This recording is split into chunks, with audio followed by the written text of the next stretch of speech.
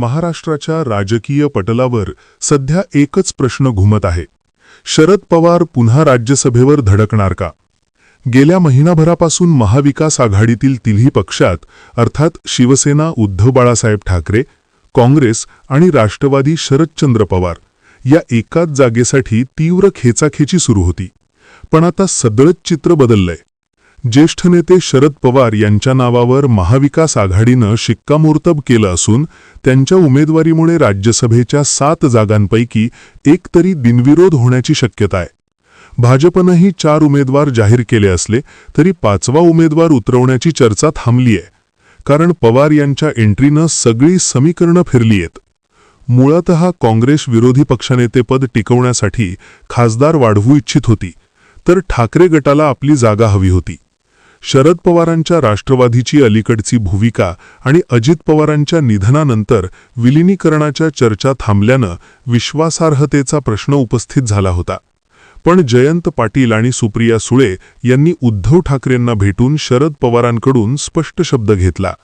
भविष्यात अजित गटाशी विलिनीकरण होणार नाही, आमचा पक्ष महाविकास आघाडीसोबतच राहील.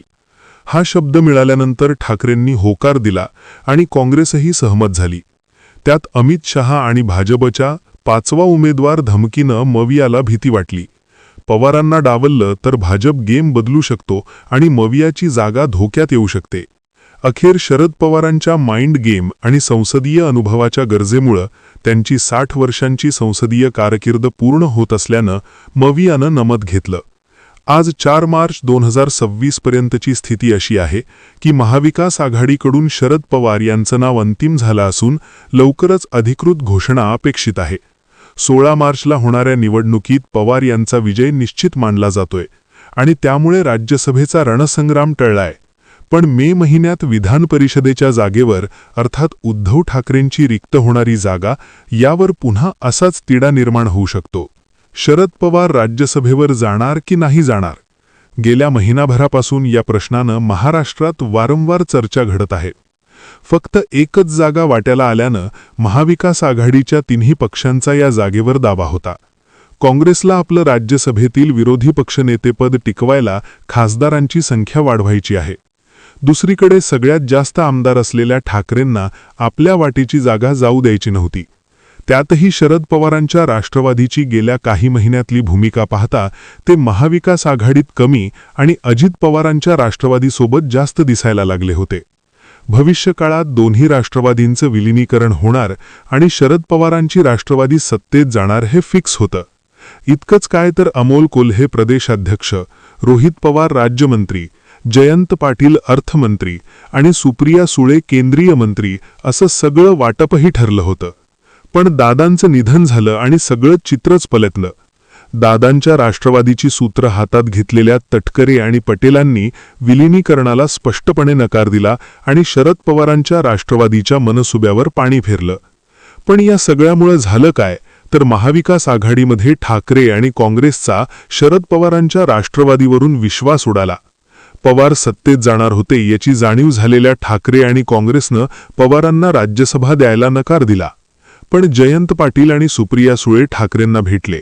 शरद पवारांनी ठाकरेंना एक शब्द दिला आणि सगळी समीकरणं एका रात्रीत फिरली.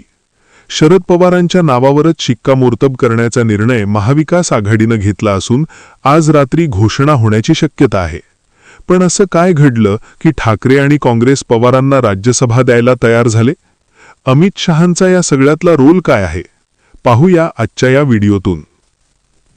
16 मार्चला महाराष्ट्रातील 7 जागांसाठी होणाऱ्या राज्यसभेच्या निवडणुकीसाठी भाजपनं आपल्या 4 उमेदवारांच्या नावांची घोषणा केली आहे. ज्यामध्ये आठवले, तावडे यांच्यासोबतच 2 नवीन नावं देत भाजपनं धक्कातंत्र अवलंबलंय.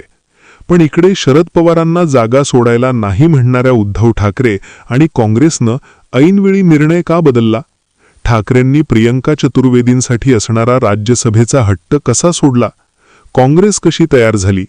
तर गेल्या काही दिवसात यावरून वेगवेगळ्या घडामोडी घडल्या. इकडे महाविकास आघाडी शरद पवारांना जागा देणार नाही हे जवळपास फिक्स झाल्यावर तिकडे रवींद्र चव्हाण दिल्लीला जाऊन अमित शहांना भेटले. मुंबईत ठाकरेंना फोन करत रमेश चन्नीथला यांनी ही जागा काँग्रेसला का गरजेची आहे याचा पाढा ठाकरेंसमोर वाचला.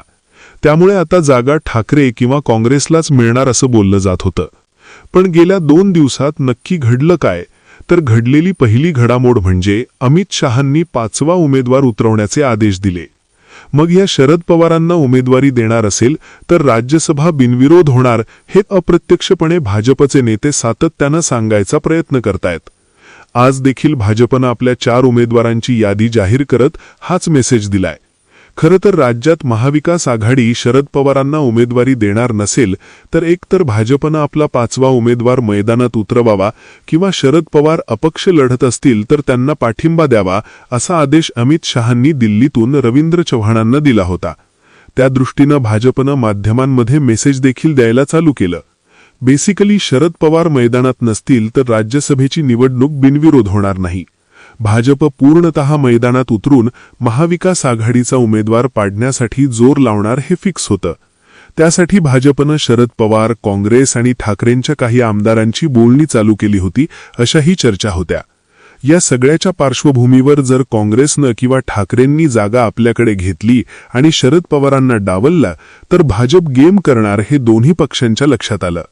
त्यामुळे पवारांना उमेदवारी दिली तर एक जागा तरी निवडून येईल आणि नाही दिली तर जागा गमवावी लागेल या विचारातूनच तिन्ही पक्षांच्या नेत्यांची चर्चा झाली आणि भाजपच्या भीतीनं जागा शरद पवारांना सोडण्याचा निर्णय झाला.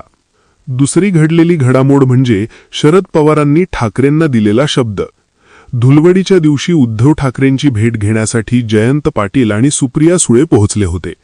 यावेळी शरद पवारांना राज्यसभेच्या उमेदवारीसाठी ठाकरेंनी पाठिंबा द्यावा अशी मागणी घेऊन हे नेते मातोश्रीवर गेले.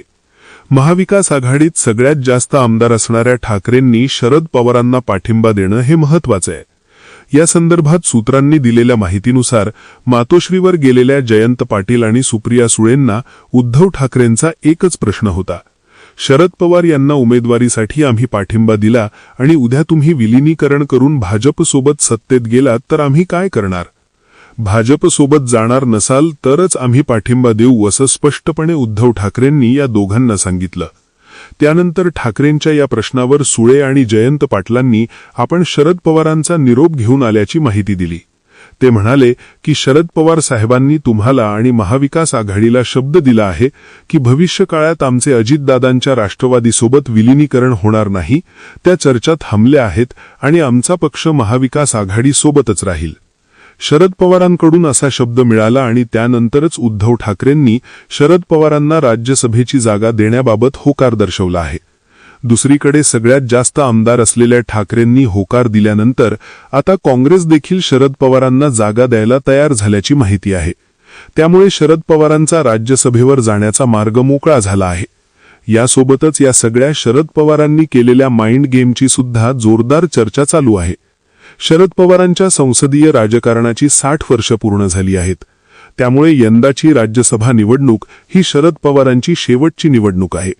अशा परिस्थितीत शरद पवारांचं दिल्लीला जाणं हे महाविकास आघाडीसाठी आणि शरद पवारांच्या पक्षासाठी तसंच विरोधातल्या इंडिया आघाडीसाठी किती महत्त्वाचं आहे हे सातत्यानं शरद पवारांच्या पक्षाचे नेते पटवून देण्याचा प्रयत्न करतायत. पण विश्वासार्हता या एका फॅक्टरवर ठाकरे आणि काँग्रेस पवारांना जागा सोडायला तयार नव्हते. अशातच भाजप शरद पवारांना पाठिंबा देऊ शकते अशा बातम्या यायला लागल्या. आपली उमेदवारी महाविकास आघाडीकडून होणार नाही, त्यामुळे भाजप आपल्या पाठीमागे उभी राहू शकते आणि महाविकास आघाडीचा उमेदवार पाडण्याचा धोका होईल अशा बातम्या शरद पवारांच्या राष्ट्रवादीनं पेरल्याची चर्चा आहे. थोडक्यात ठाकरे आणि काँग्रेसवर दबाव निर्माण करण्यात शरद पवार यशस्वी ठरले.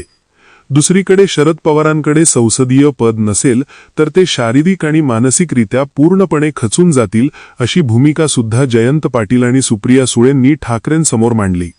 त्यामुळे अखेर ठाकरेंना शरद पवारांच्या उमेदवारीसाठी तयार व्हायला लागलं. थोडक्यात शरद पवारांना जागा सोडणार नाही इथपासून ते शरद पवारच राज्यसभेवर जाणार इथपर्यंतचा प्रवास पूर्ण होण्यासाठी शरद पवारांनी डाव टाकला आणि महाविकास आघाडीला नमत घ्यावं लागलं. यामध्ये भाजपनं सुद्धा शरद पवारांना साथ दिल्याची चर्चा आहे. पण या सगळ्यात आता राज्यसभेचा कोड सुटला असलं तरी मे महिन्यात होणाऱ्या विधान परिषदेवेळी सुद्धा असाच पेच होण्याची शक्यता आहे. त्यावेळी उद्धव ठाकरेंची जागा रिक्त आहे आणि महाविकास आघाडीच्या वाट्याला एकच जागा येणार आहे. त्यामुळे त्या एका जागेवर ठाकरे आणि काँग्रेस दोघांचा क्लेम असेल. तो तिढा आणखीनच वाढण्याची शक्यता आहे. पण या सगळ्यात कमी आमदार असणाऱ्या शरद पवारांच्या राष्ट्रवादीनं मात्र काँग्रेस आणि ठाकरेंना चितपट करून राज्यसभेच्या जागेचा डाव मारला हे नक्की. तुम्हाला या सगळ्याबाबत काय वाटतं? तुमची मतं आणि प्रतिक्रिया आम्हाला कमेंट करून नक्की सांगा. आणि राजकीय घडामोडी जाणून घेण्यासाठी आपल्या जनसंवाद या चॅनलला सबस्क्राईब करा. धन्यवाद.